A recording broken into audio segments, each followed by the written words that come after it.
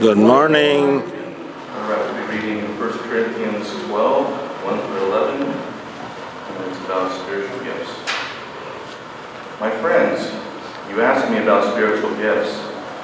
I want you to remember that before you became followers of the Lord, you were led in all the wrong ways by idols that cannot even talk.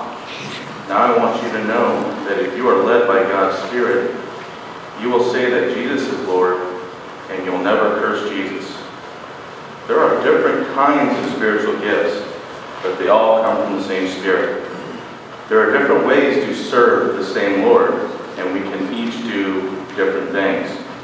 Yet the same God works in all of us and helps us in everything we do.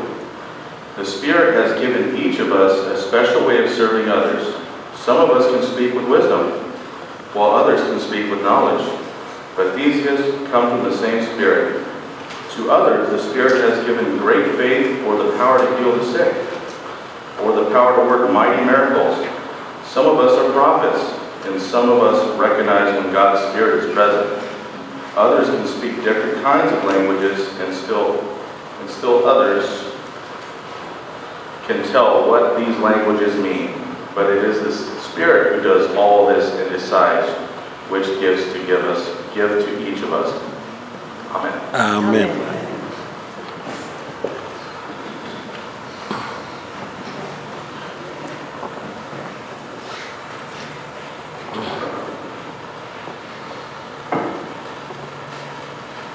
I wanted to give you a little background about this particular passage that was read by Eric.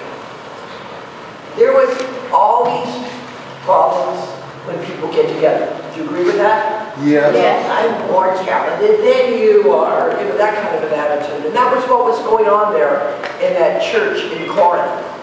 And especially people that had a voice, who could speak, who could prophesy. They thought that their gifts were a little bit better than some of the others. I bet they forgot all about the people who made the food. Because they did have food there, from what we understand. It was sort of like when they gathered together, they'd have like a potluck. Gee, have we ever heard of that before, right? They would have a potluck and people would bring food. And especially the people that spoke thought that they were a little bit more talented than the others. And, you know, this kind of left some other people thinking that, well, I really don't have much to offer. And that is so sad. Take away any element in any worship service. Take away the music. How would you? Would that be boring if you talk? Take away the talk and there'd be no message, right? Take away the people who clean and prepare the sanctuary for worship. Can you imagine all the bulletins from last week and things would be on the floor? Because we have other churches that utilize this building. Can you imagine what a mess it would be?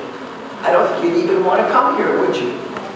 And think also about the people who do all those quiet, unseen things like pull the weeds, water. Can you imagine what this place would look like if no one watered? I mean, it would be dry brush.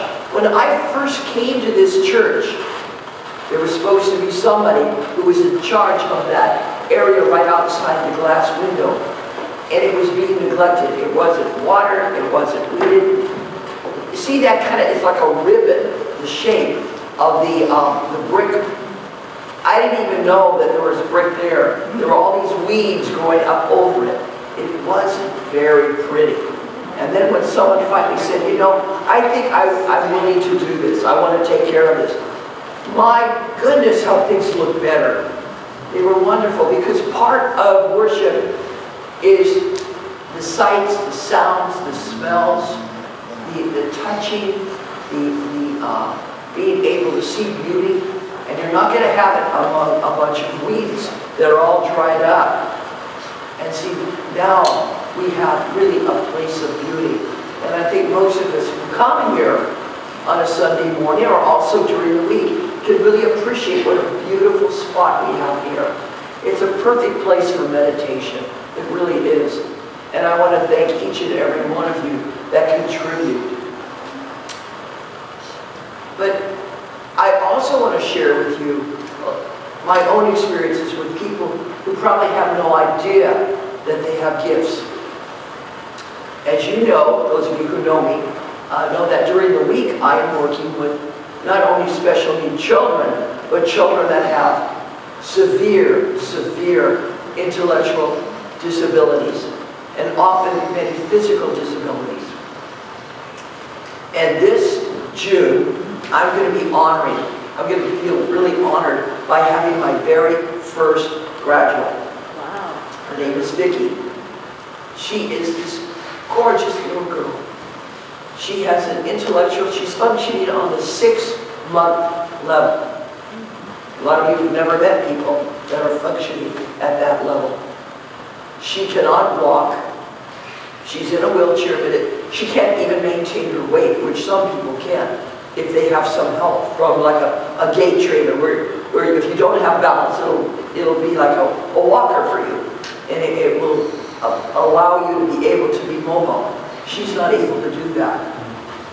Now you're thinking, okay, what would I do if I had a child like that? What kind of talent do they have? Is there anything of value? Let me tell you that if you ever met Vicki, your whole face would light up. She is one of the happiest little girls I've ever met in my life. She loves people. She loves music. And when we do Zumba dancing every Friday, no, she can't get out of her wheelchair, that she can go like this. She's just as happy as all get out.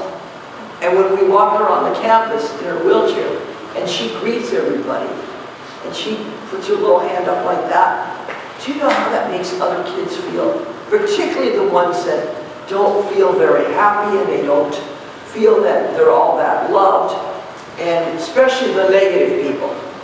People love to complain. Oh, my life is awful. I don't have enough money. I don't have enough of this. Nobody really likes me. Oh, my mother and father are terrible. Oh, I wish I could be somewhere else. You know, that negative thinking that a lot of people get into. You meet Vicki, and you see she has all of these problems, which most of us would consider to be very severe. But when she comes, I can guarantee you will light up. So what gift does she have? She has the gift of friendship. She has the gift of joy. I can guarantee, if I brought her in today, everyone would be smiling. I am so sure of that. And she would be so happy that there are other people around. And she loves it when people talk to her. She's just so joyful. And so I have another reason why I'm happy. When I got my doctorate, I went out and bought my robe, my hood, and whatever that little thing is called that you wear on your head. And I've never worn it since. And I thought, it's just sitting in the closet doing no good, right? So we are required as a faculty, if we're going to be in the procession, that we have to wear whatever robe or regalia that we have. So I get to wear my whole thing there as I'm pushing little Vicki there onto the stage to get her little certificate of completion. Second time now I will have worn this thing. Right? Probably have to wash it. It's full of them. It's been sitting in the closet with dust, right? Make sure you can wash it. You don't have to dry it. I'm not going to wash the hood. No, but I don't think. I think you have to dry clean it. Dry clean. Really? Yeah, dry clean only. Really? Yeah. Dry clean. Okay. Been there, done that. All right. That's why you're here. Shrink it. I get my advice from you. It'll shrink. Why don't you just try hanging it in the bathroom for a while and let it steam? Okay. And not do anything. It'll probably smell better. I have some Febreze at home you can spray with Febreze. Hey, wow. All kinds of good advice today, all right? This is great. Better take it to the dry cleaners. I'm just thinking of another person that I've known for many years in another church who feels, you know, I can't sing, I don't really have a great speaking voice, I'm kind of on the shy side. She is their historian, like Jim. And I remember going to her church with a lot of other people, and we were admiring how well she kept her book together and the beautiful pictures and the way they were arranged. Isn't that a gift? Yeah. Right? Isn't that a gift? Jim? Isn't that a gift? Yes. What if you didn't have anybody do that? All of your memories, all of your history would not be preserved. And a lot of people like to look at their history and see where did we come from in the process of where are we going. You know, without that kind of book, or books I should say, we wouldn't have that. That is another gift. I want everyone today to, when they leave here and go home, think about the things that you can do. Think about the things that make a difference in other people's lives. It doesn't have to be anything like, you know, being a movie star or an opera singer. We all have something to share with each other. And I think the most important thing is when we do have our gifts, whatever they may be, we have to use them. Because if we don't use them, that's like saying to God, I don't think you're that important. Our God created us with giftedness.